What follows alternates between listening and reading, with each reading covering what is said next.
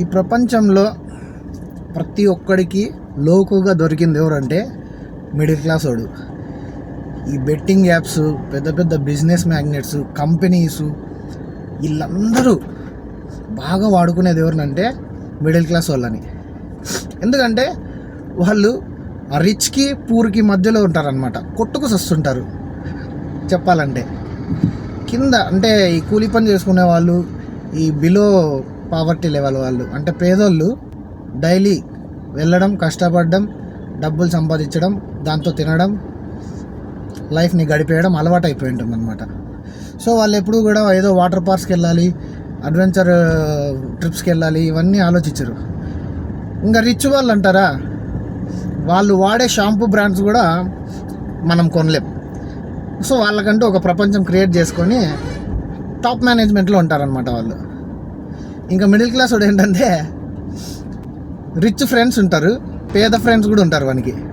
So పేదగా ఉన్న ఫ్రెండ్స్ని చూసి, వాళ్ళ లైఫ్ని చూసి, అమ్మయ్య ఇట్లా మాత్రం ఉండకూడదురా అనుకుంటారు.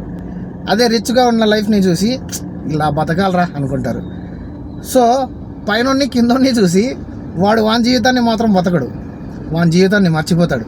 వాడికి ఉన్న ఆ హీరో అన్న బైక్ వాడికి ఆనందాన్ని ఇవ్వదు, వాడి కేటీఎం బైకే ఆనందాన్ని ఇస్తుంది. కానీ ఆ మిడిల్ క్లాస్ సిచ్యువేషన్ వల్ల వాడు ఆ బండిని అఫోర్డ్ చేయలేడనమాట. అట్లా పైన వాడిని చూసి కింద వాడిని చూసి మధ్యలో కొట్టుకులాడేవాడు డబ్బుల కోసము ఎవరంటే మిడిల్ క్లాస్ వాడు.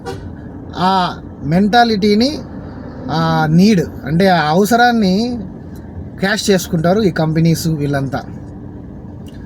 సో బేసిక్గా 10,000, 15,000 ఇలాంటి శాలరీస్కి రోజంతా వర్క్ చేసే వాళ్ళల్లో మ్యాక్సిమం మిడిల్ క్లాస్ వాళ్ళే ఉంటారు. ఎందుకంటే వాళ్ళకి డబ్బులు సంపాదించడమే ఒక గౌరవం అని వాళ్ళు నమ్ముతారు కాబట్టి.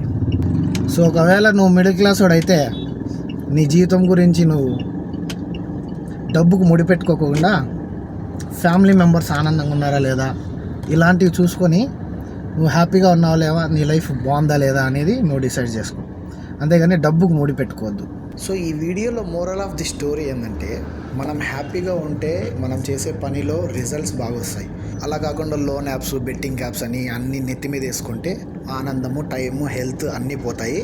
మనం ఎప్పటికీ పైకి వెళ్ళలేము. ఏదైనా ఒక పనిని ఎక్కువగా చేస్తే దాంట్లో ప్రొఫెషనల్ అవుతాం. అప్పుడు ఆటోమేటిక్గా మన కెరియర్ మారుతుంది.